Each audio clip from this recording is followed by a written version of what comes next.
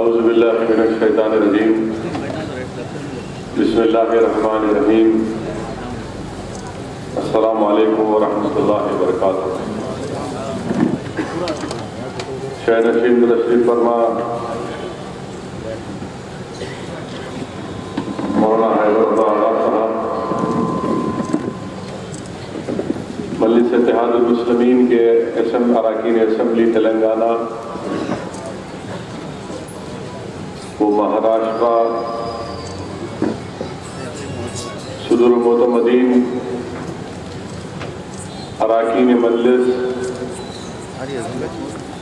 मुहिबान मजलिस और 26 अरकान बल्दिया मजलिस के जो औरंगाबाद से मुंतखब हुए यहाँ पर आए हैं उनका भी खैर मुक़द्दम करता हूँ।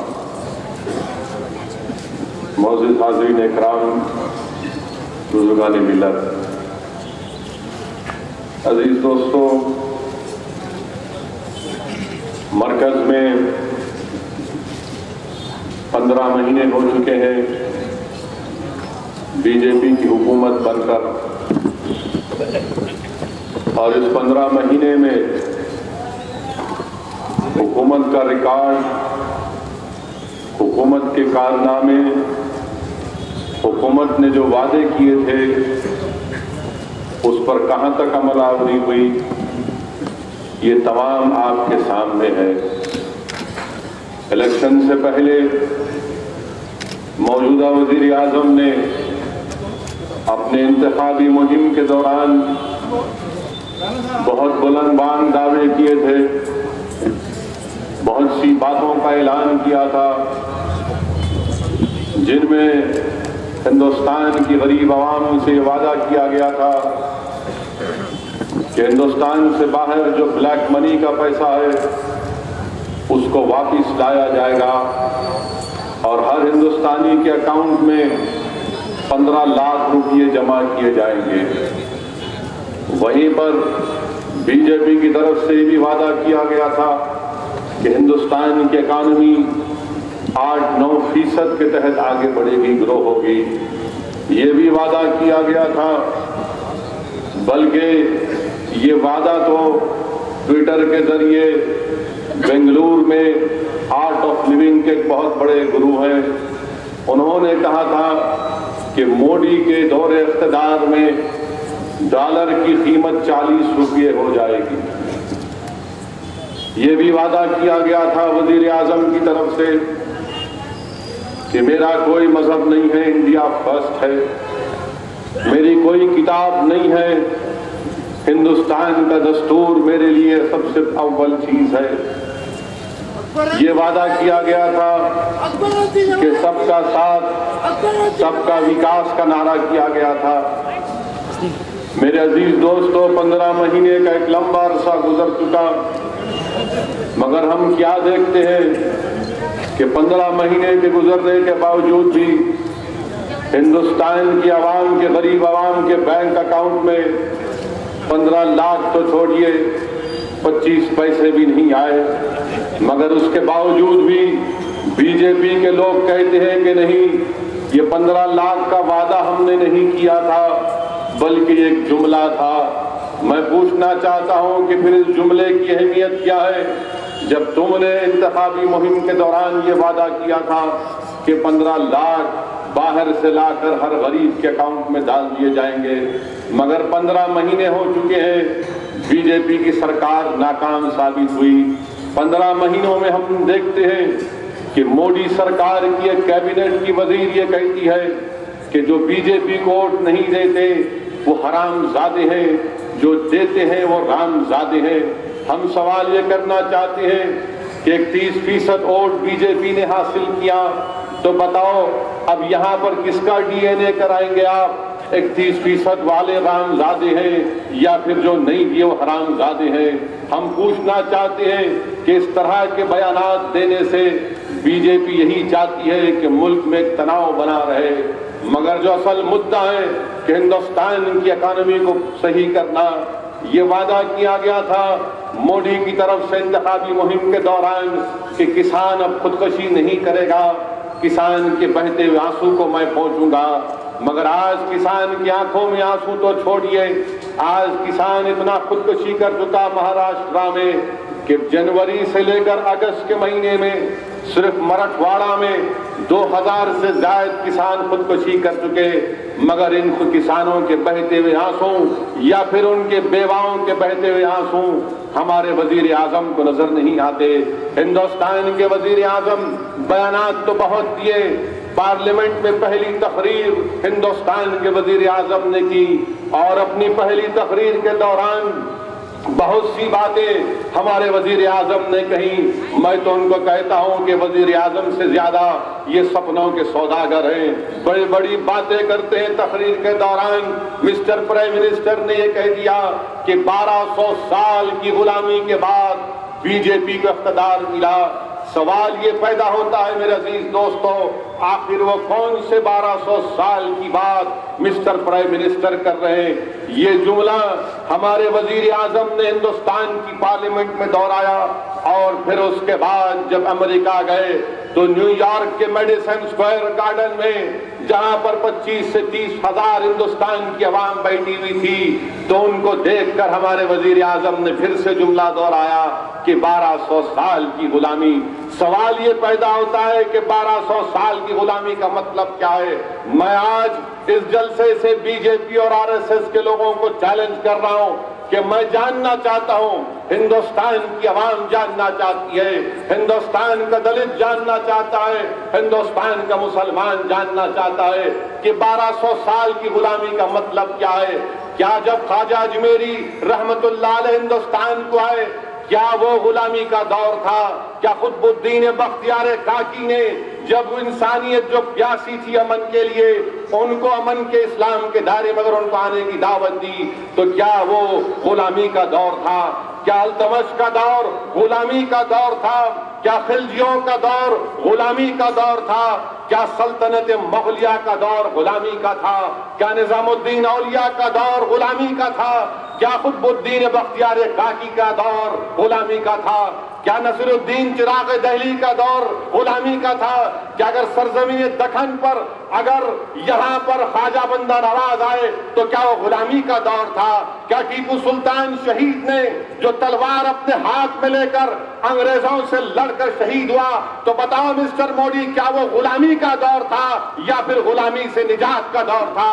अगर सिराजुद्दौला ने अपनी सब चीज को कुर्बान कर दिया और अंग्रेजों से लड़ते हुए, तो क्या वो गुलामी का दौर था? क्या हमारे मौजूद उलमाए किराम ने सन 57 की जंग आजादी में अपने कलम की स्याही से अंग्रेजों के खिलाफ लड़ने का जिहाद का फतवा दिया, तो बताओ बीजेपी आरएसएस वालों, वो गुलामी का दौर था या गुलामी के निजात का दौर था? ये सोच और फिक्र अगर हिंदुस्तान के वजीर आजम की है, तो बताओ इंसाफ कैसे होगा? तुम कैसे इंसाफ करोगे? हमारे वजीर आजम 2 दिन पहले बयान देते हैं कि नहीं, दुनिया को देखना चाहिए कि इस्लाम में जो सूफियों का मामला है वो अमन का मामला है। नहीं मिस्टर वजीर आजम, याद रखो, इस्लाम अमन का नाम है। हाँ, इस्लाम में सूफी है, इस्लाम में बरेलवी है, इस्लाम में देवबंदी है, इस्लाम में हर वो लोग हैं शिया है जो ला इलाहा इल्लल्लाह मोहम्मद रसूलुल्लाह बोलते हैं। उन तमाम का मानना यह कि इस्लाम अमन का नाम है। आप हमको दावत मत दो, हमको तबलीग मत दो, हम आपको दावत दे रहे हैं कि इस्लाम का नाम अमन का है। अगर आप सूफियों के बारे में जानना चाहते हैं, मिस्टर प्राइम मिनिस्टर सुन लो, तुम मेरी जबान से सुन लो कि सूफियों का मतलब क्या है। जुनैद बगदादी ने कहा कि जो अपनी अनानियत को खत्म कर दिया, जो अपने नफ्स को मार दिया, जो अल्लाह के लिए जिंदा है, वो सूफी है। ये सूफीज्म है मिस्टर प्राइम मिनिस्टर। सूफीज्म का माने तुमको सुनाता हूं वजीर आजम, सुन लो। जब हमारे फरीद बाबा फरीद जंदे शकर के पास उस वक्त के बादशाह ने दौलत के अंबार भी जाए, बाबा फरीद ने कहा कि मैं नहीं लेता। फिर कहा कि लो, इनकार किया, जबर किया, तो एहतरामन जब थोड़े पैसे ले लिए तो चंद 2 दिन के बाद बाबा फरीद गंजे शकर ने कहा कि मुझे नमाज नहीं पढ़ सक रहा हूं, नमाज शुरू करता हूं और नमाज खत्म कर देता हूं। लोगों से कहते हैं कि देखो वो जो दौलत जालिम बादशाह के पास से आई थी, मैंने उसको बांट तो दिया गरीबों में, कहीं एक सोने का सिक्का मेरे घर में तो नहीं बच गया। तलाश करने पर एक सोने का सिक्का नजर आता है। बाबा फरीद गंजे शकर 3 दिन 3 रात रोते हैं। 3 दिन 3 रात बाबा फरीद होते हैं कि अल्लाह मुझे माफ कर दे। मिस्टर प्राइम मिनिस्टर, ये सूफिज्म है, ये सूफिज्म है मिस्टर प्राइम मिनिस्टर। और यही सूफियों का मामला रहा कि अपने नफ्स को खत्म कर दिए, अपने आप में खत्म हो गए मगर अल्लाह के लिए जिंदा रहे। सूफिज्म का मतलब यह है मिस्टर प्राइम मिनिस्टर, जो अपने नफ्स पर शरीयत को गालिब कर लेता, जो अपने नफ्स पर शरीयत को गालिब कर लेता वो सूफी। समझो मिस्टर प्राइम मिनिस्टर, आप हमको तोड़ने मत जाओ, आप हमको तोड़ने मत जाओ। इस्लाम के माने ये है, अगर आपको अचानक सूफियों से इतनी मोहब्बत पैदा हो गई तो 2006 में मिस्टर प्राइम मिनिस्टर जब आप वजीर आजम थे तो हजरत रजीउद्दीन चिश्ती रहमतुल्लाह अलैह की दरगाह को वडोदरा में आपने तोड़ दिया, जमीन दोष कर दिए थे। फायरिंग हुई वहां पर, एक इलाका था याकूतपुरा, वहां पर वडोदरा में मैं वहां पर गया और जब जिस जगह पर उस वली की दरगाह थी जिसको तोड़कर वहां पर डामर की रोड डाल दी गई, मैं वहां खड़े होकर फातिहा देना शुरू कर दिया तो पुलिस हमको घेर ली। लोगों ने पूछा ये क्या कर रहे हैं? मैंने कहा यहाँ पर एक अल्लाह वाले की दरगाह थी, यहाँ पर एक अल्लाह वाले की आखिरी निशानी थी जिसको एक जालिम हुक्मरान ने मिटा दिया। आज अचानक हमारे वजीर आजम को ख्याल आता, अचानक हमारे वजीर आजम को ख्याल आ गया। खैर, ये बातें और भी होते रहेंगी मगर 15 महीने का रिकॉर्ड बड़ा अजीब है इस वजीर आजम का। आप अंदाजा लगाइए कि डॉलर क्या हो जाकर क्या 67 रुपीस हो गया। पेट्रोल की कीमत इंटरनेशनल मार्केट में $40-45 पे आ गई मगर $1 की कीमत 68 रुपीस हो गई। बताइए मिस्टर मोदी, कौन सी इकोनॉमिक पॉलिसी आप चला रहे हैं? कौन सी इकोनॉमिक पॉलिसी चला रहे हैं? सेंसेक्स में आप पिट गए, एक ही दिन में 17 लाख करोड़ गायब हो गए। एक ही दिन में 9,000 करोड़ रुपए लोग लेकर हिंदुस्तान से चले गए इन्वेस्टर्स। आपकी पॉलिसी कौन सी है मिस्टर प्राइम मिनिस्टर? 15 महीने का आपका ये अरसा रहा और फिर आप अभी भी दावा कर रहे हैं सरहद पर हमारे सिपाही मारे जा रहे हैं, मासूम लोग मारे जा रहे हैं। कभी पाकिस्तान से बातचीत तो कभी नहीं बातचीत। ये अजीब मोहब्बत है आपको नवाज शरीफ से, कभी हाँ कभी ना। कभी जाकर हाथ मिलाएंगे तो कभी किताब पढ़ते रहेंगे, नवाज शरीफ पीछे से जाएंगे। कभी सामने जाके हाथ मिला लेंगे ऊफा में, कभी बोलेंगे बात करेंगे फिर बोलेंगे नहीं बात करेंगे। ये फॉरेन पॉलिसी है आपकी या म्यूजिकल चेयर की पॉलिसी है? बताइए मिस्टर प्राइम मिनिस्टर, क्या फॉरेन पॉलिसी आपकी? कहां जा रहा है मुल्क? सरहद पर सिपाही मारे जा रहे हैं, मासूम लोग मारे जा रहे हैं। और फिर आपके दौरे इख्तिदार में सूफियों से आपने मुलाकात की और एक नक्शबंदी सूफी औरंगजेब के नाम से रोड को तब्दील कर दिया गया। अजीब बात है कि रोड का नाम तब्दील करके अबुल कलाम का नाम डाल दिए, साबिका सदर जमहूरिया। एक मुसलमान का नाम निकालो, दूसरे मुसलमान का नाम डाल दो। क्या दिल्ली में रोड बाकी नहीं है? क्या दिल्ली में चौराहे बड़े बड़ी रोड बाकी नहीं है जहां पर आप अबुल कलाम का नाम से मौसूम करते उसको? वो भारत रत्ना था, भारत रत्ना था, वो साइंटिस्ट था, मिसाइल की टेक्नोलॉजी में अपना रोल अदा किया, उसकी ये तौहीन आप करते हैं। मजलिस ने मुतालबा किया कि अगर अबुल कलाम को खराज अकीदत पेश करना है तो मुस्लिम और दलित बच्चों के लिए तमाम स्कूलों में एक साइंस की स्कॉलरशिप का ऐलान करो ताकि मुसलमान और दलित के बच्चे साइंटिस्ट बन सके आगे बढ़कर। मगर नहीं, रोड का नाम तब्दील कर देंगे। हर एतबार से बीजेपी की हुकूमत याकूब मेमन को फांसी देती है। और लोग हम पे तनकीद करते हैं असदुद्दीन मजलिस ने क्यों बात उठाया ये? क्या हिंदुस्तान में फ्रीडम ऑफ एक्सप्रेशन नहीं है? क्या अगर मैं कोई बात अपनी उठाऊंगा तो क्या वो एंटी नेशनल हो जाएगा? क्या हम अपनी जबान को बंद कर लेंगे? क्या हमको इख्तियार नहीं है अपनी बात को रखने का? आपको इख्तियार होगा, मेरी बात को पसंद नहीं करते आप मत करिए, मगर ये कौन सी बात है कि मैं आपकी जबान में बात करूं, मैं आपको दिल को लुभाने की बात करूं, मैं आपके कानों को तस्कीन पहुंचाने की जबान इस्तेमाल करूं? नहीं करेंगे। और मुझ पर तनकीद करने वालों, मैं तुमसे पूछ रहा हूं, तुम्हारी जबानें क्यों बंद थी याकूब के वक्त? क्यों बंद थी? आज मजलिस इत्तेहादुल मुस्लिमीन पर इल्जाम लगाने वालों, क्या तुम्हारा ज़मीर मर चुका था? क्या तुम में हिम्मत नहीं थी? हाँ, हमने उठाया, फिर उठाएंगे इंशाअल्लाह ताला। मेरा जो मौक़िफ़ याकूब मेमन के बारे में था, वो इंशाअल्लाह ताला मैं खबर में जब तक चला जाऊंगा वही रहेगा इंशाअल्लाह ताला। कर रहे, मैं तुमको बताना चाह रहा हूं, समझो मेरी इस बात को। 26/11 का वाकया हुआ अजमल कसब के साथ। वो जालिम 9 दहशतगर्द पाकिस्तान से आए, मारे गए। 6, 4, 5 महीने तक उनकी लाशों को बंबई के मार्चरी में रखा गया।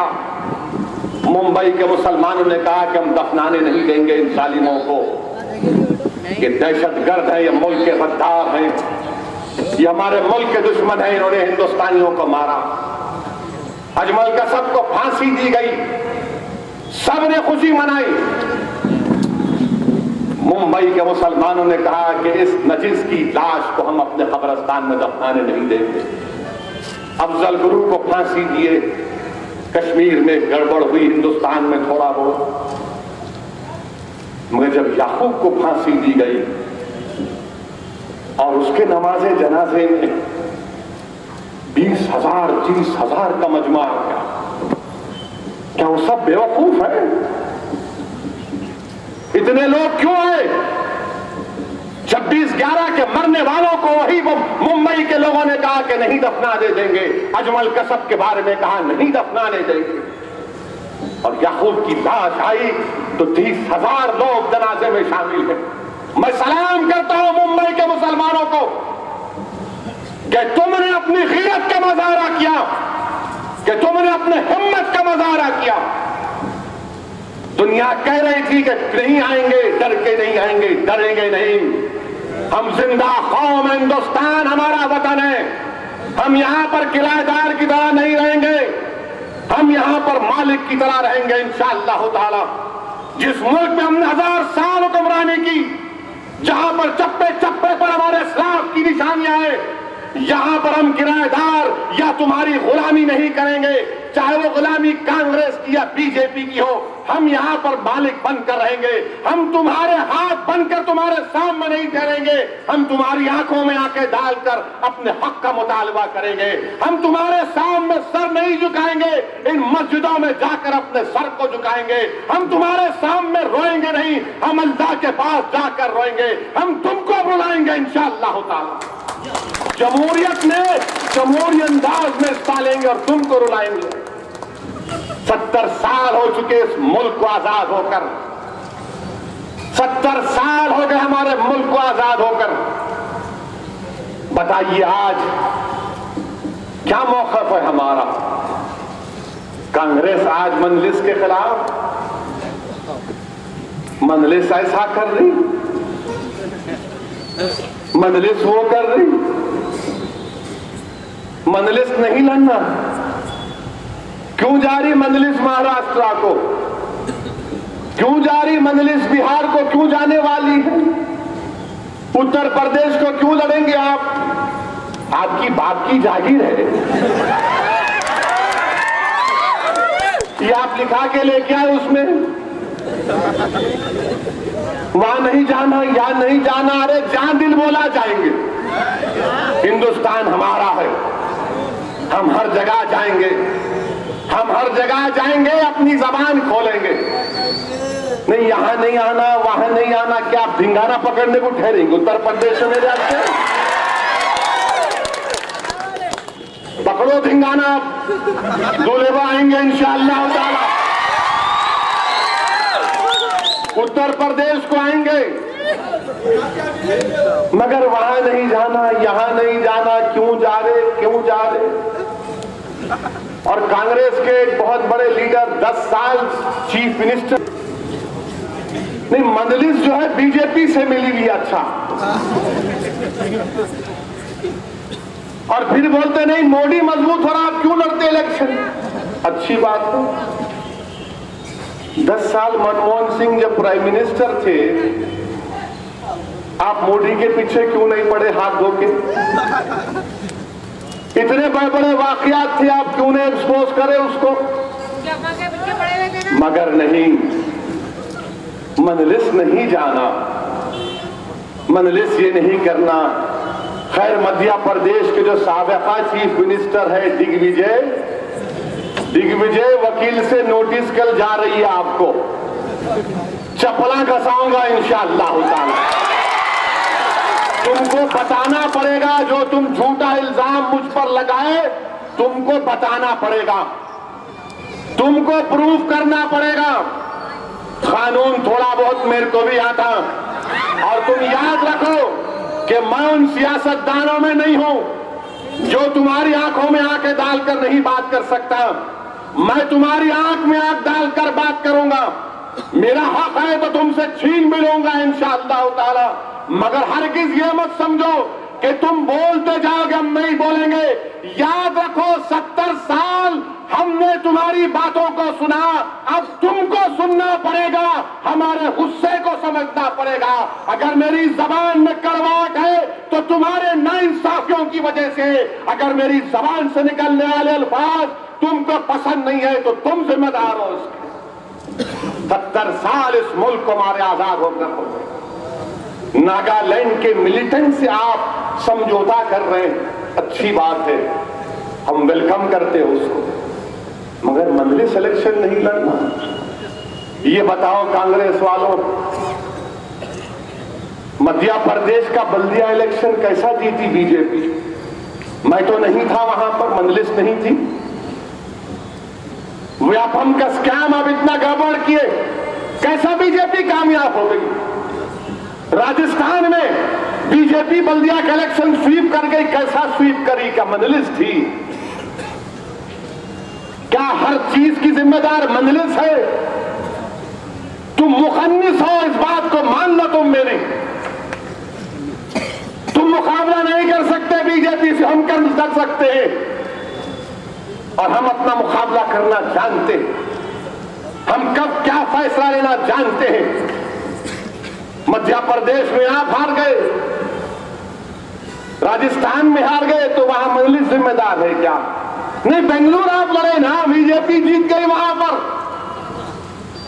बेंगलुरु की बल्दिया में 195 बल्दिया की सीटें, 195, 198।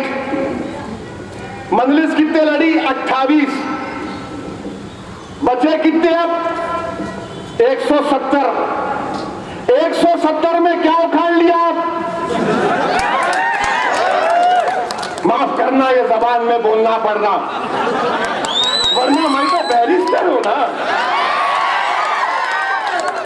लिंकन सीन इंग्लैंड का लॉन्डन का पढ़ा हुआ हूं,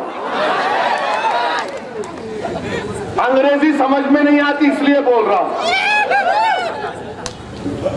इतने सीटों में क्या करें आप? आप लड़े ना, अच्छा 28 लड़े, पूरे हार गए हम, अवाम का फैसला जान मानते।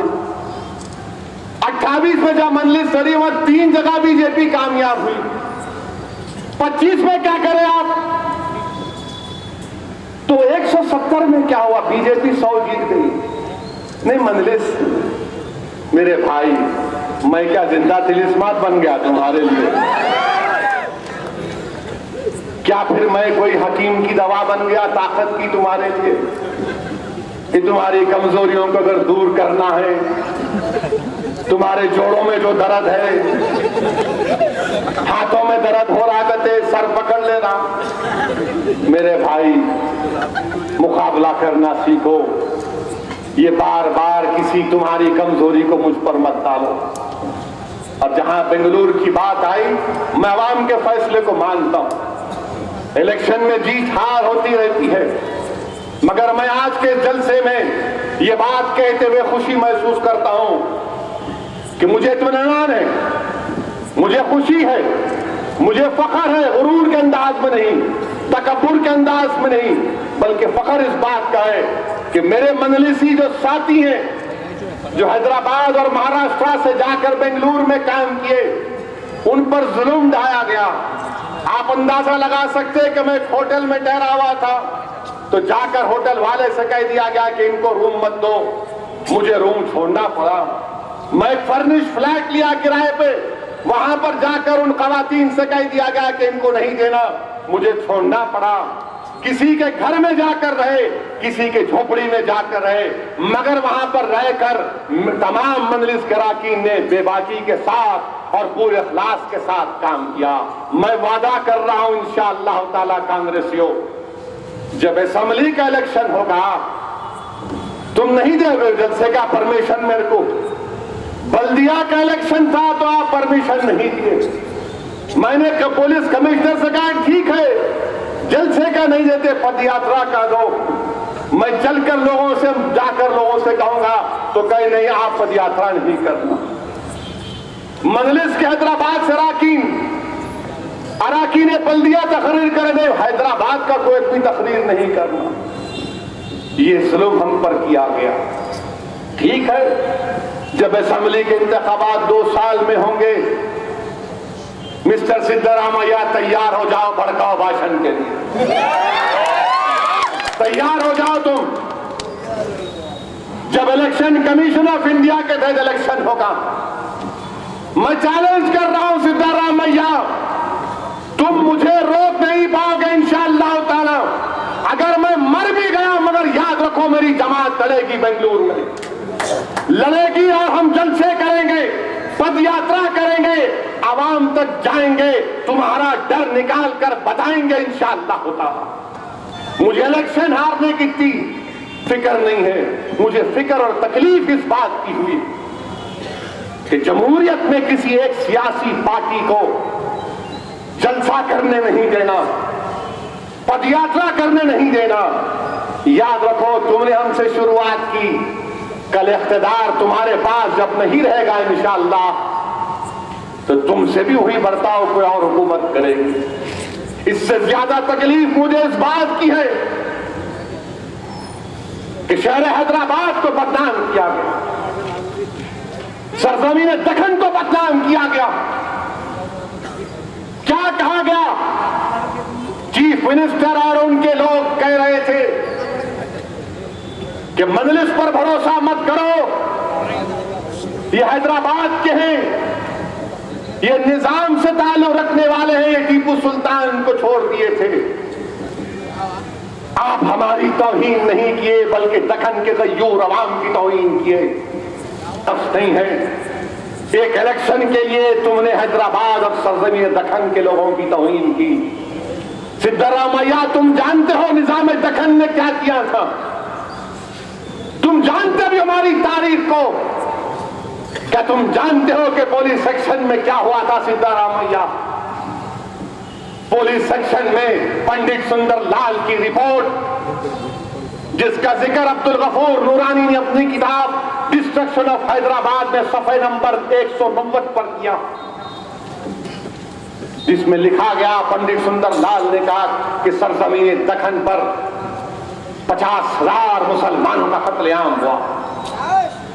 50,000 सिद्धरामैया, 50,000 हमको मार दिए गए, मगर हमने हार नहीं मानी,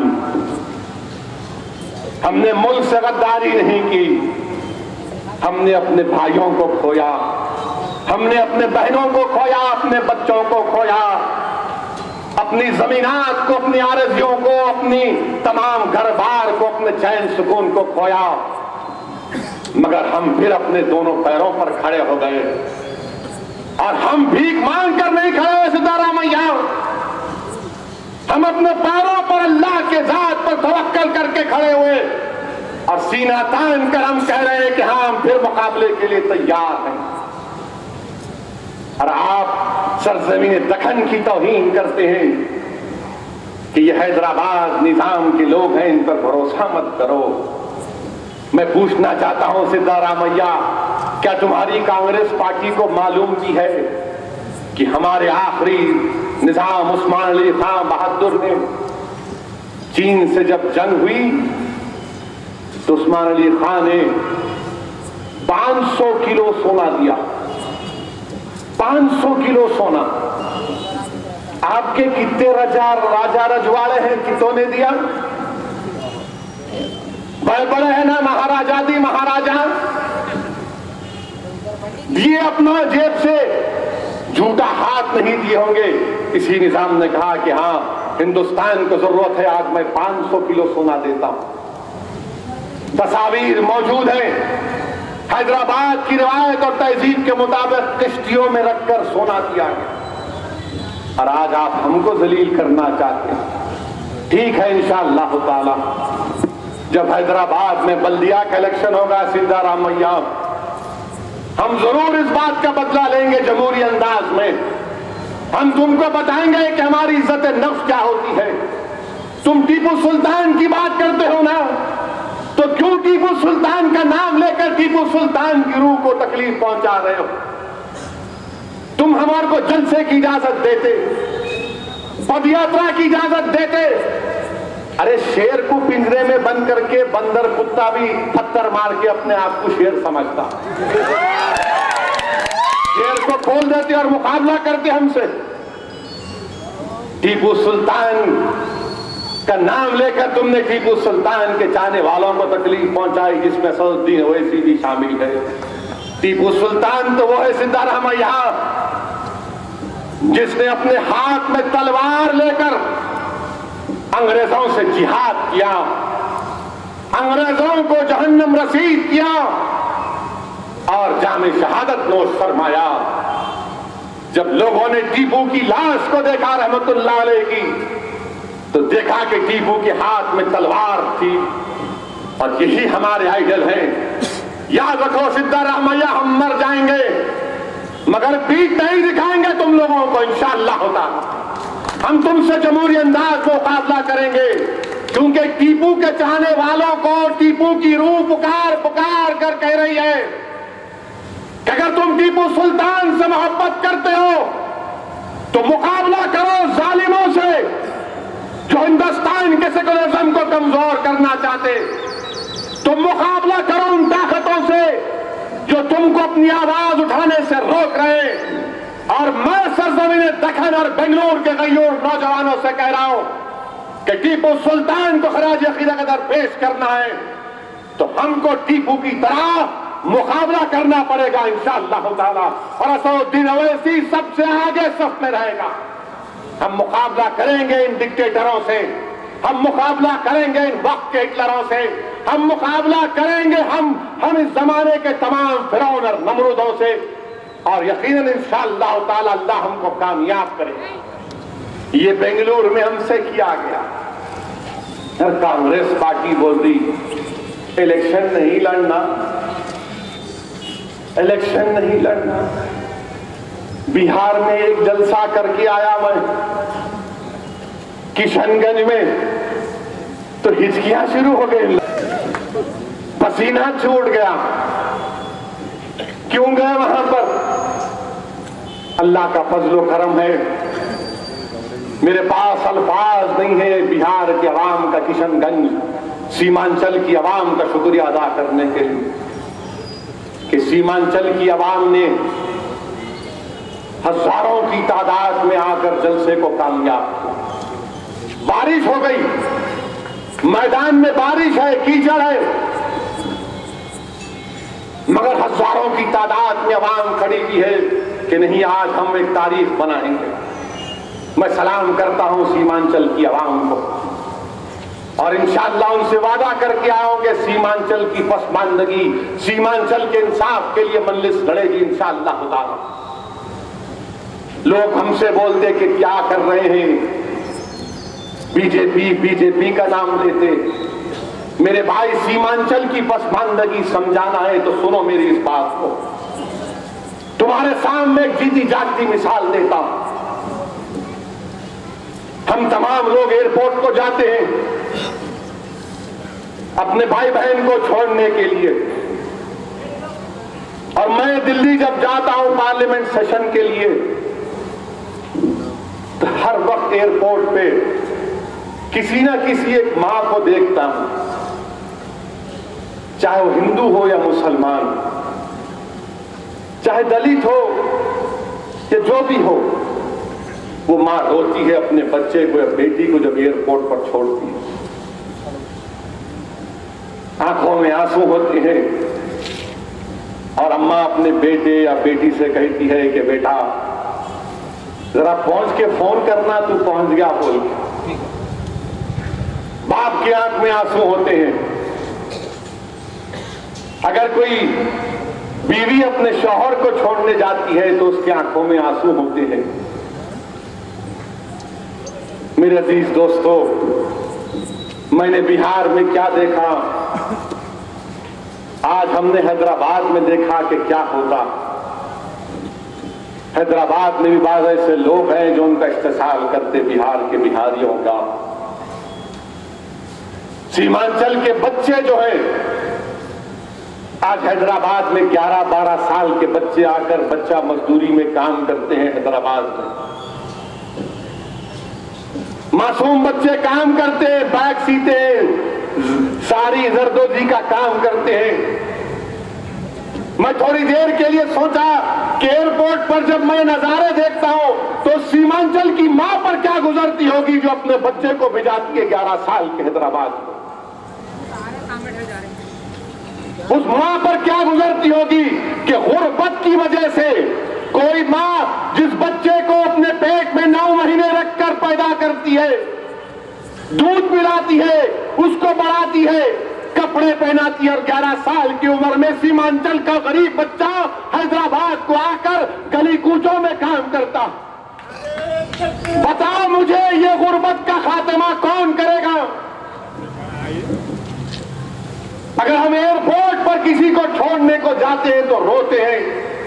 बताओ उस मां पर क्या गुजरती होगी सीमांचल की मेरी बहन के ऊपर, जो अपने 11-12 साल के बच्चे को, बच्चा मजदूरी चाइल्ड लेबर के लिए, इसलिए कि उसको खाना चाहिए, इसलिए कि उसको घर में खाना चाहिए।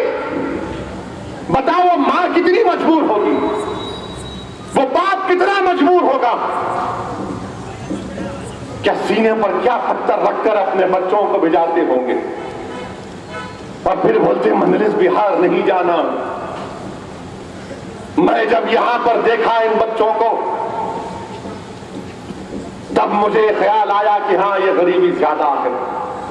देर से ख्याल आया, मानता हूं, मगर मैं देखकर ताज्जुब कर रहा। बताइए नीतीश कुमार, बताइए लालू, ये बच्चे क्यों आ रहे हैं सीमांचल से हैदराबाद? 100 बच्चे आते हैं महीने में, 11, 12, 13 साल के बच्चे। 10 साल में आपने क्या किया नीतीश बाबू? 15 साल तो लालू का क्या पूछना, खाली लालू लालू थे। 10 साल में आपने क्या किया? अगर आप हुकूमत करते तो ये बच्चे क्यों आते? आज सीमांचल का नौजवान पत्थर फोड़ रहा है उत्तरांचल में। आज सीमांचल का नौजवान बंबई के होटलों में टेबलों को साफ कर रहा है, और आप बोलते मजलिस नहीं आना। बिहार में 17% मुसलमानों की आबादी। अक़लियतों का कितना बजट है? 200-300 करोड़ रुपये। तेलंगाना में अक़लियतों की आबादी करीब 14-15% और बजट मिलता है 1300 करोड़ रुपये। वाह रे लालू, वाह रे नीतीश, तुम्हारी मोहब्बत, क्या ये आपकी मोहब्बत है? ठीक है, मैं सबसे बड़ा फिरका परस्त हूं, दुनिया के तमाम बुराइयां मुझ में है, मिस्टर नीतीश कुमार, लालू, कांग्रेस। अरे बताओ तुमने क्या किया फिर? ये आपका सेकुलरिज्म है, ये आपका इंसाफ है। आप कुछ नहीं कर सकते, मगर मजलिस इत्तेहादुल मुस्लिमीन पर तंज करना कि मजलिस ऐसा क्यों कर रही है, मजलिस वो क्यों कर रही है। मेरे अजीज दोस्तों, आज याकूब मेमन के नाम पर कांग्रेस मुंह नहीं खोली। महाराष्ट्र में 3 मुस्लिम या 4 कितने थे लेटर जो लिखे एमएलए कांग्रेस को, लेटर लिखे 5, किसको लिखे? सदर जमहूरिया को, इनको नक्को दो आप फांसी। दूसरे दिन पार्टी कांग्रेस बोली हमारा ताल्लुक ही नहीं है उनसे, हमारा ताल्लुक ही नहीं है उनसे। क्या ये आपकी पॉलिसी है? क्यों नहीं बोले याकूब के बारे में? क्या ओपिनियन है आपका, बताइए याकूब के बारे में। औरंगाबाद में इलेक्शन लड़े तो बहुत नारे मारे, औरंगाबाद में नहीं, औरंगाबाद में मजलिस नहीं जीतेगी। इम्तियाज जलील के घर पे हमला हो गया, हैदराबाद से जो मजलिस के लोग गए थे उन पर हमला हो गया, टिकटों में ऐसा हो गया अब तो कुछ नहीं होगा। औरंगाबाद की आवाम ने कहा ठीक है प्यारे, तुमको बताएंगे वोट डाल के। मैं शुक्रगुजार हूं औरंगाबाद की आवाम का कि ऐसा पैगाम किए कि इनकी बुनियादें हिल गई। 26 अराकीन बल्दियां हमारे कामयाब हो गए। मानता हूं अवामी जलसे में मैं अपनी कमजोरी का इकरार भी कर रहा हूं कि अगर हम सही टिकट बांटते तो हो सकता 30 से ज्यादा हम जीत जाते इंशाअल्लाह, मगर दोबारा करेंगे इंशाअल्लाह। अल्लाह का करम है कि हमारे 26 अराकीन बल्दियां कामयाब हुए। मजलिस फिरका परस्त हमारे 5 दलित उम्मीदवार कामयाब हुए, और कैसे टफ मुकाबले में कामयाब हुए। इम्तियाज जलील का जहां घर था, कौन सी गेट है वो? भटकल गेट। भटकल गेट में बोले नहीं जीतना। जब कैंडिडेट को बुलाकर पूछा, जलसे में नहीं है शायद दुनिया। मैं जब मुलाकात करने गया उस दलित कैंडिडेट से, तो एक साहब आके वो सलाम करे, बोला वालेकुम सलाम। थोड़ी देर हो गई, बोला कहाँ है कैंडिडेट? बोले इन्हों से शेरवानी पहन के आपसे मिले। बोला इनको भी परेशान करेंगे आप इसे। अल्लाह ने उनको कामयाब किया। 5 दलित उम्मीदवार हमारे कामयाब। इन लोगों को फिक्र यह हो गई कि महाराष्ट्र में मजलिस मुसलमान और दलित को लेकर आगे बढ़ रही। हम जाएंगे इंशाअल्लाह ताला। दलित भी पसमानदा, दलितों की पसमानदगी को दूर करना जरूरी है। मुसलमान और दलित में कोई फर्क नहीं है, मुसलमान दलित में कोई फर्क नहीं है, ना इंसाफियों में, नौकरियों में, जुल्म में, सब यहां। और महाराष्ट्र की अजीब हुकूमत बीजेपी की, हमारे प्राइम मिनिस्टर दुबई को गए। हैदराबादी बोलेगा अब्बू दुबई को गया था, अब्बू दुबई को गए। दुबई को जाके वजीर आजम बोले कोई गुट तालिबान, कोई बैड तालिबान नहीं है मित्रों। मैं बोला अच्छा, जवाब देंगे चौक के जल से। अब हम पूछना चाह रहे आपसे मित्रों, मानो आपको बोल रहा हूं, मैं दोनों खामखा मेरे को करीब आ जाएंगे। अगर कोई गुड तालिबान बैड तालिबान नहीं है तो मक्का मस्जिद में जिन्होंने बम ब्लास्ट किया, जिनको बेल मिली, वो गुड है या बैड है? हमको बताओ प्राइम मिनिस्टर। जब तालिबान गुड और बैड नहीं है तो ये बम ब्लास्ट करने वाले गुड है या बैड है? असीमानंद गुड है या बैड है? प्रज्ञा ठाकुर, कर्नल पुरोहित गुड है या बैड है? आप कहते हैं कि सूफीज्म इस्लाम के असल तालीमात है, तो मैं आपसे कह रहा हूं ख्वाजा गरीब नवाज का चाहने वाला मिस्टर मोदी आपसे पूछ रहा है, जिस तरह याकूब को फांसी दी गई, क्या असीमानंद को मक्का मस्जिद में ख्वाजा अजमेरी के आस्थाने में बम ब्लास्ट रखने के सिलसिले में फांसी दोगे या नहीं दोगे? बताओ हमको। ये गुड तालिबान बैड तालिबान तो अच्छा है दुबई में बोलना, मगर कांग्रेस वाले क्यों नहीं बोलते? ये आप मिले हुए हैं क्या? नहीं मालूम क्या है, मगर हम ही बोलते। हैदराबाद से भी एक आदमी शहीद हुआ था, याद रखो। जब ख्वाजा अजमेरी के आस्थाने में बम ब्लास्ट हुआ तो हकीम पेट का रहने वाला था, टोली चौकी का रहने वाला था, जिसने अपना सब चीज छोड़कर बोला कि मैं ख्वाजा के पास रहूंगा। रोजे की हालत में थे, 3 लोग शहीद हो गए। हम आपसे पूछना चाह रहे हैं, आप सूफीज्म के बारे में एक्सपर्ट हो गए आजकल प्राइम मिनिस्टर, तो कैसा दुबई में जाकर आप बोलेंगे गुड तालिबान बैड तालिबान? ये गुड है या बैड है? ये समझ में नहीं आ रहा गुड और बैड, क्योंकि मेरी इंग्लिश उतनी अच्छी नहीं है, डिक्शनरी में भी नहीं मालूम अब गुड और बैड के माने क्या निकलेंगे। हर चीज पर मिस्टर मोदी ऐसा नहीं करना। जो लोग हमारे फौजी जानों की अजीम कुर्बानी देते हैं, लड़ते हैं, आज वो लोग 1 रैंक 1 पेंशन के लिए तड़प रहे हैं, मुतालबा कर रहे हैं, मगर प्राइम मिनिस्टर बिहार जाके बोले 50,000 होना, इतने होना, इतने होना। ऐसा दिख रहा था वो हमारे हाईकोर्ट के पास राजदा देखो। अरे उन लोगों को, 2 भाई सिपाहियों को, हमारे फौजियों को, वो हिंदुस्तान की सरहदों की हिफाजत करते मिस्टर प्राइम मिनिस्टर। तो शिवसेना बोली नहीं, मुसलमानों की बहुत आबादी बढ़ जा रही। उनको अब क्या बोले शिवसेना वाले कि अब हिंदुओं को सुसाइड बॉम्बिंग करना, बोले ना। मेरे दिल में अचानक ख्याल आया, बात तो बहुत अच्छी बोले, अग्री, हम तमाम तायद करते नहीं करते, तो हम तमाम की तरफ से पैगाम है शिवसेना को, आप भी जाओ अपने लोगों को बॉर्डर पे बम लगा के, क्यों हमारे सिपाही मरना, कूद जाओ बम लगा के।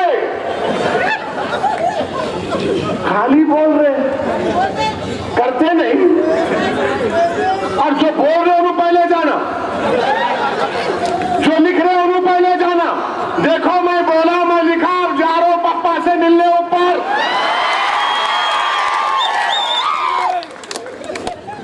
खाली बोल रहे, अरे क्या है भाई ये? आप पार्टी में मोदी को सपोर्ट कर रहे, आप कहीं को खुदकशी करते, भाई मत करो। आप दुनिया में रहो, मुकाबला करेंगे आपसे, इतना जल्दी कहीं को जाते? ठहरो, हमारे से मुकाबला करो प्यारे। मगर उनको 1 रैंक 1 पेंशन दिलाओ, लड़के दिलाओ, बोलो अगर नहीं देंगे ताइद वापिस ले लेंगे। किसान खुदकशी कर रहा मराठवाड़ा में, उसकी फिक्र नहीं। दिल्ली में हिंदुस्तान का रेप कैपिटल बन गया, दिल्ली रेप कैपिटल बन गया। सबसे ज्यादा हिंदुस्तान में औरतों के रेप कहां पे होता? दिल्ली में। रेप कैपिटल बन गया। पूरे हिंदुस्तान में सबसे ज्यादा शहरों में पोल्यूशन कहां पर है? दिल्ली में। बच्चों को सांस की बीमारी है, मगर प्राइम मिनिस्टर बोलते नहीं, औरंगजेब के नाम से रोड को चेंज कर दे के अबुल कलाम नाम रख दूंगा। प्राइम मिनिस्टर साहब, औरतों का रेप हो रहा, उसके ताल्लुक से कुछ करिए। जब पूछा गया क्यों किए, तो बोले नहीं, औरंगजेब जालिम था, औरंगजेब बहुत गलतियां किया, गलतियों को सुधारने को हम रोड का नाम बदल दिए। अच्छा, ताजमहल के लिए क्या करेंगे आप? चार मीनार के लिए क्या करेंगे आप? कुतुब मीनार के लिए क्या करेंगे आप? ये 7 गुंबदों के लिए क्या करेंगे आप? ये तमाम तो तमाम मेरे अब्बा की निशानियां हैं ना। कितों का नाम बदलेंगे आप? मिस्टर प्राइम मिनिस्टर, जिस लाल किले पर ठहर कर आप तिरंगा लहराते, जिसको हम तमाम सलाम करते, जनगण मना पढ़ते, वो कौन बनाए? हम लोग बनाए। उसको भी चेंज कर देते आप। क्या नाम रखते हैं उसका? ताजमहल किसका है? ये हमारे असलाफ की निशानियां हैं। अगर कोई ये कहता है कि नहीं हमने जुल्म किया, नहीं किया। अगर किसी पर जबर किया जाता तो हिंदुस्तान में मुसलमान 17 करोड़ नहीं रहते। वो बादशाहत थी, उससे जमहूरियत का मुसलमानों से कोई ताल्लुक नहीं। उनका इस्लाम से भी थोड़ा बहुत ताल्लुक था, ज्यादा नहीं था। वो बादशाहत थी। वो अपने ताकत के लिए भाई बहनों से लड़ लेते थे, अपने बाप से लड़ लेते थे। मगर औरंगजेब, नाम बदलना, औरंगजेब गलती किए तो गलतियों को सुधारने के लिए क्या बाबरी मस्जिद को शहीद किए थे। हिंदुस्तान के हमारे प्राइम मिनिस्टर ने जब कहा कि 1200 साल की गुलामी, मुझे अफसोस हुआ कि कैसे प्राइम मिनिस्टर है हमारे मुल्क के, कि अंग्रेजों की जो इक़्तिदार था वो हमारे लिए वो गुलामी का दौर था। औरंगजेब हिंदुस्तान में पैदा हुआ, अरबस्तान में नहीं पैदा हुआ। आपको मालूम, औरंगजेब ने सती को खत्म किया। शौहर के मर जाने के बाद उसकी चिता पर, आग पर उसकी बेवा जान दे दी थी। औरंगजेब ने कहा सती बंद। आसाम को जाकर औरंगजेब कब्जा किया तो जिस मंदिर में उससे पहले के बादशाह ने उस मंदिर को जमीन जायदाद दी, औरंगजेब ने कहा नहीं, जारी रहेगा उसको। मध्य प्रदेश उज्जैन में एक मंदिर है महालक्ष्मी टेम्पल। वहां पर हमारे हिंदू भाई एक दीप जलाते, नंद दीप, जो दिन रात जलता है। तो औरंगजेब ने कहा उसके लिए घी देता हूं। कितने मंदिरों को औरंगजेब ने क्या क्या नहीं किया। बालाजी की मंदिर चित्रकूट में, जैनों की टेम्पल शत्रुंजय में, और मिस्टर प्राइम मिनिस्टर जहां के आप एमपी हैं, वहां पर महंत और जगम्बन नजीर बेग एक मुसलमान था, हिंदुओं के मठ पर कब्जा कर लिया था। औरंगजेब ने कहा नजीर बेग खाली करो, ये जगह मठ की है, यहां पर तुम कब्जा नहीं कर सकते। और औरंगजेब ने गोलकुंडा में तानाशाह ने टैक्सेस नहीं भेजा औरंगजेब को, और पूरा खजाना एक जगह जमा करके मस्जिद के अंदर दफना दिया। तो औरंगजेब ने मस्जिद को शहीद कर दिया। बोला कि नहीं, ये खजाना आवाम का है, ये खजाना छुपाने के लिए मस्जिद बनाई गई। मगर आप बोलते नहीं औरंगजेब, अब औरंगाबाद का नाम तब्दील कर देंगे। अरे महाराष्ट्र में भूखा है, सूखा है, लोग मर रहे, अरे वहां पर हुक्मरानी करो, तलाश करो, उन सवालात का जवाब तो नहीं। हम औरंगजेब का नाम बदलेंगे, औरंगाबाद का नाम बदलेंगे। अरे क्या बदलेंगे, कब तक बदलेंगे? तुम बदलो, तुम बदलो। और मेरे अजीज दोस्तों, हम पर तनकीद करने वाले मजलिस क्या चाहती है?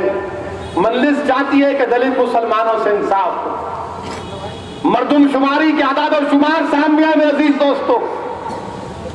हिंदुस्तान की आबादी 121 करोड़ 121 करोड़ हो गई। और आपको मालूम 121 करोड़ में 45 से 50, 40 से 45 करोड़ ऐसे लोग हैं जिनको 2 वक्त की रोटी नहीं मिलती। 70 साल हो गए वतन अजीज को आजाद होकर, और 40 करोड़ आवाम के पास बीपीएल की जिंदगी गुजार रहे हैं। 30% मुसलमान दलित बीपीएल है, सतह गुर्बत के नीचे है। आपको मालूम मुसलमानों की आबादी 17 करोड़, 17 करोड़ में 10 करोड़ नौजवान हैं मुसलमानों के। 18 से 36 साल की उम्र के 10 करोड़ मुसलमान हैं।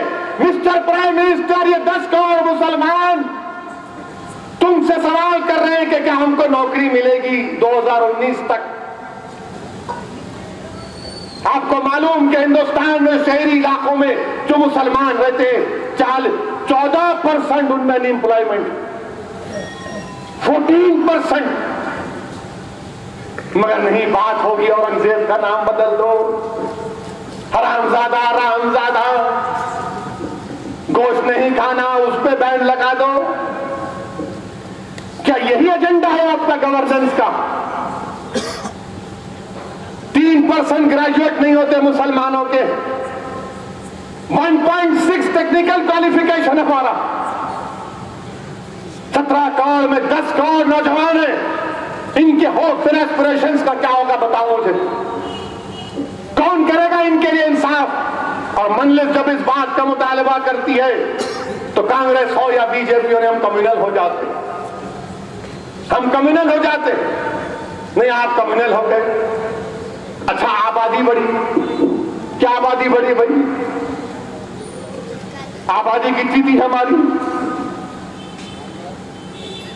हमारी आबादी थी, जो ग्रोथ रेट हो आबादी का वो 24.6। 2001 में क्या था? जरा थोड़ा बोरिंग हो रहा, मरना सुनो। 2001 में हमारा ग्रोथ था 29.52, 2011 में 24.6, तो 5% की कमी आई, 5% कमी आई ना भाई, आ गई। हिंदू ग्रोथ रेट क्या था? 19.92 2001 में। अब कितना है ग्रोथ रेट? 16.76, 3% कम हुए। हम 5 कम हुए, उन्होंने 3 कम हुए, फिर भी हमसे शिकवा। कम पैदा करे नहीं तो शिकवा कर रहे, मंडियों पे डोसे खा रहे। 5% कम हुए तो भी गुस्सा है, नहीं बढ़ गए बढ़ गए बढ़ गए बढ़ गए। क्या तो भी है भाई, हम 5% कम हुए, आप 3 हुए, कौन कम ज्यादा हुए? हम हुए ना। मगर नहीं, इतना हो गए, ये बढ़ गए। पर एक बात याद आई, मौलाना आकिल साहब इस चौक की मस्जिद से बहुत तकरीर किए। मौलाना आकिल साहब एक मर्तबा बोले थे, मैंने बोला, देखो भाई पहले से बोल रहा हूं, रिकॉर्ड कर रहे टीवी में, अगर है तो सुन लो, मैंने बोला ये। मौलाना आकिल रहमतुल्लाह अलैह फरमाए थे, असदुद्दीन ओवैसी जाते आते सुन लिए, याद रहेगा। मौलाना आकिल बोले थे कि पहला बच्चा अभी अभी, 12 के बाद कभी कभी। मैं नहीं बोला, अनु बोले। मैं तो बोली मैं देखो इन्होंने वैसा बोले, मैं नहीं बोला भाई। फिर सालार क्या बोले? नहीं, सालार क्या बोले? सालार से को बोले, आंध्र प्रदेश के असेंबली बोले, मिस्टर ओवैसी कांग्रेसी एक लीडर बोला, बहुत बच्चे पैदा कर रहे हैं आप लोग। सालार बोले, आओ अटक बटक गया हमारे को। मैंने बोला, सालार बोले, मैं नहीं बोला भाई, उन लोग बोले चले गए, मैं क्या करूं? सही बोला, जाके पूछो आकिल साहब से, क्या दिमाग था उन लोगों का भी देखो आप। पहला बच्चा अभी अभी, 12 के बाद। सालार बोला, कब बढ़ गया? अब तो वो भी नहीं है ना, अब तो 5% कम हो गया। तो कई क्यों रो रहे आप? कई क्यों रो रहे आप? हम तो चाह रहे ना कि यस, अगर आप हमारे को पढ़ाएंगे, हमारे महलों में स्कूल खोलेंगे। हैदराबाद डिस्ट्रिक्ट में मुसलमानों की आबादी 17 लाख कम हुई। क्यों कम हुई? हमारे बच्चियां स्कूल में पढ़ रहे। जब मुसलमानों के बच्चियां स्कूल को जाके पढ़ते, कॉलेज जाते, तो शादी जरा जल्दी नहीं होती शादी, तो उससे क्या होता? आबादी पर भी असर पड़ता। इसका यह मतलब नहीं कि आबादी बढ़ाने के लिए तुम बच्चों को नहीं पढ़ाएंगे। पढ़ाओ बच्चियों को, खूब पढ़ाओ बच्चियों को, इतना पढ़ाओ कि खुदा ना खास्ता जिंदगी में अगर उनको जरूरत पड़ी तो वो अपनी काबिलियत की बुनियाद पर इज्जत से अपनी जिंदगी गुजार सके। ये हमारा प्रोग्राम होना चाहिए मुसलमानों का, क्योंकि जहेज की लानत है। एक साहब मौलाना अपने खुतबे में अच्छा बोले, हमारे को जहेज नहीं होना, 1000 लोगों को खाना खिला दो, खाने में 8 डिशा रखो, बिरयानी 2 रखे तो अच्छा है, तो 1 ही रखो, अगर रखे तो बिरयानी में अंडा रखो। क्या है ये? कहां दुनिया जा रही है? किसको खिलाना भाई?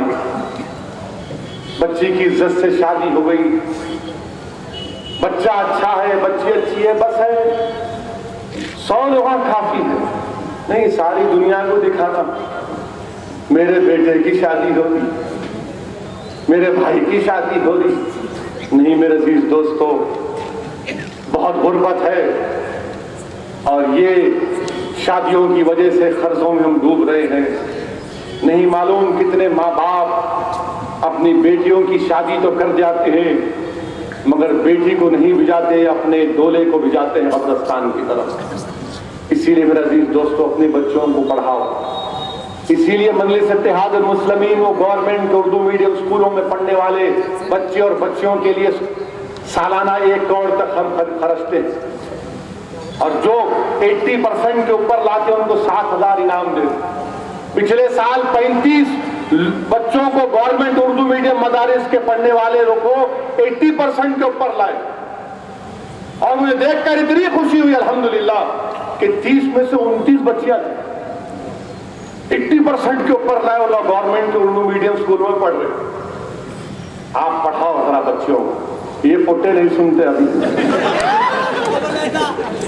पढ़ना मेरे भाई, पढ़ना, पढ़ो मेरे भाई। पढ़े तो मालूम होता ये साजिशों का जिक्र होता, पढ़े तो मालूम होता कि औरंगजेब के जमाने में, ये आपको गाने का बहुत शौक है ना बच्चों को, डांस का, म्यूजिक होना आपको।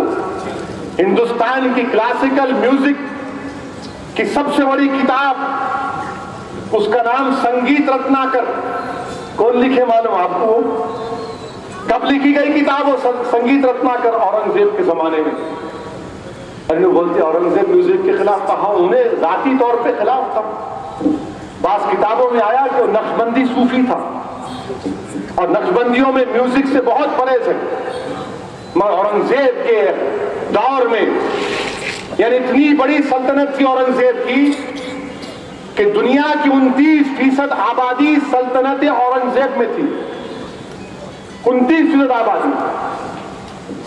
और उसके जमाने में भारत रत्नाकर, हिंदुस्तान की क्लासिकल म्यूजिक किताब लिखी गई, अहोबाला लिखी गई,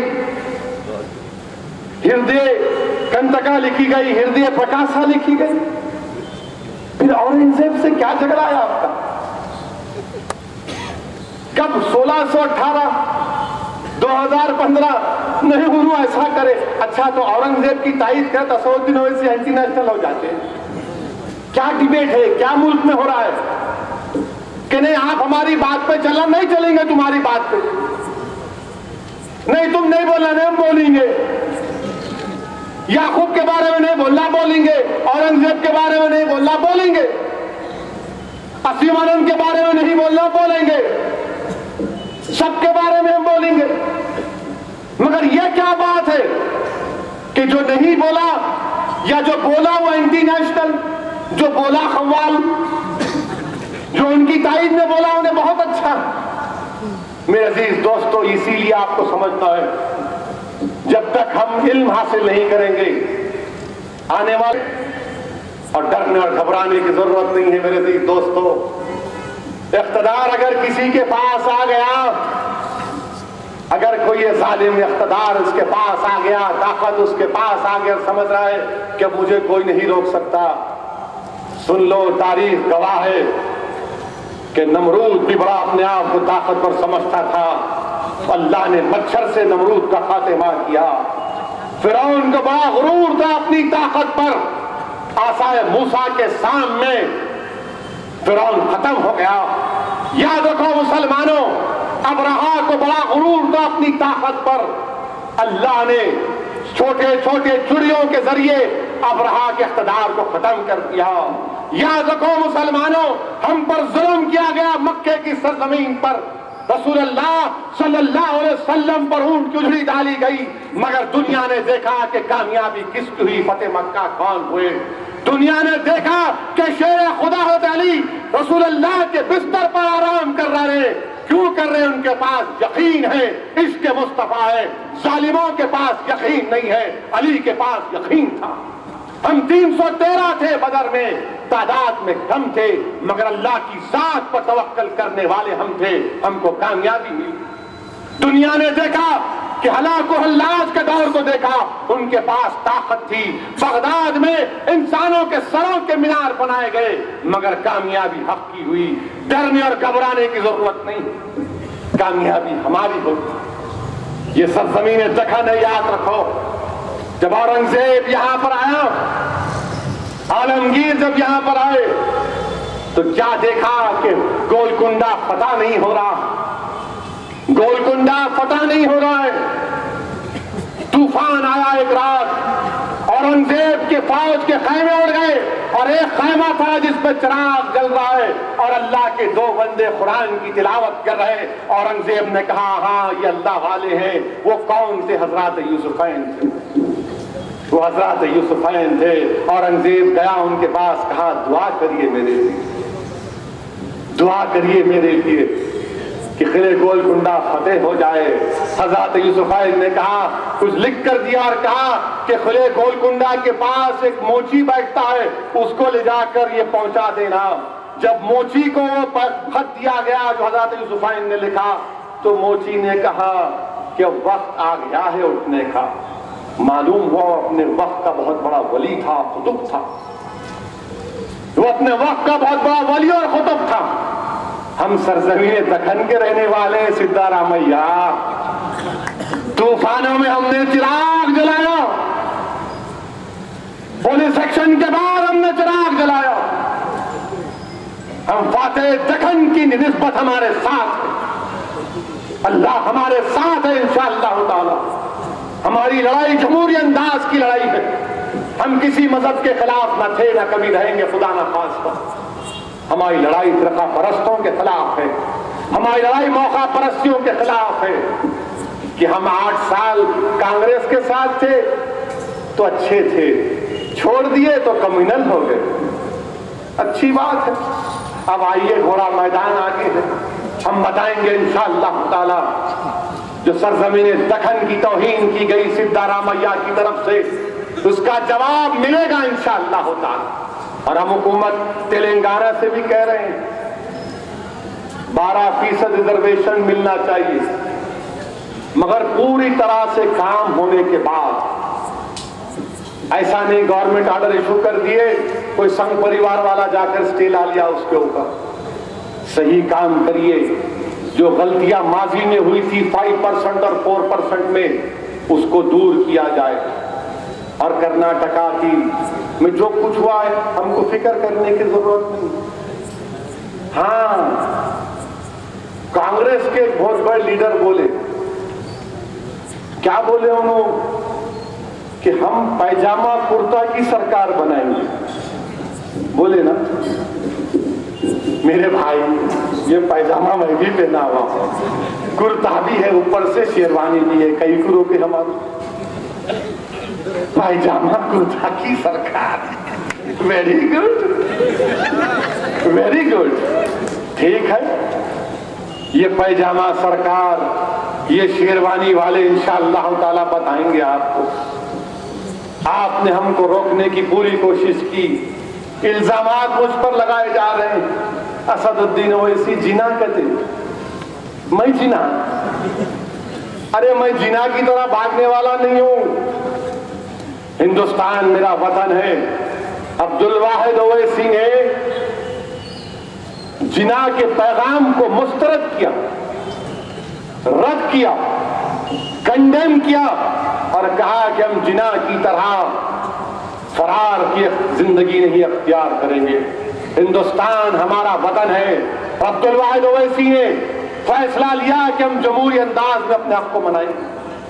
जो लोग बार बार रजाकार रजाकार, ये रजाकारों की जमात नहीं है। ये मुखलिसों की जमात है, ये हिंदुस्तान से मोहब्बत करने वालों की जमात है, जिनको पाकिस्तान जाना था वो चले गए। ये मंजलिस असल मंजलिस है। ये अब्दुल वाहिद अवैसी और सुल्तान सलाउद्दीन अवैसी और उनके तमाम साथियों के ख्वाबों की ताबीर की मंजलिस इत्तेहादुल मुस्लिमीन है, जिसमें दलित और मुसलमान को बराबर उनका हक मिलेगा। और हम दलित, मुसलमान और ओबीसी को साथ लेकर आगे बढ़ना चाहते हैं। मेरी आप तमाम से दरख्वास्त है कि अपनी जमात को मजबूत करिए, जमात से वाबस्ता रहिए।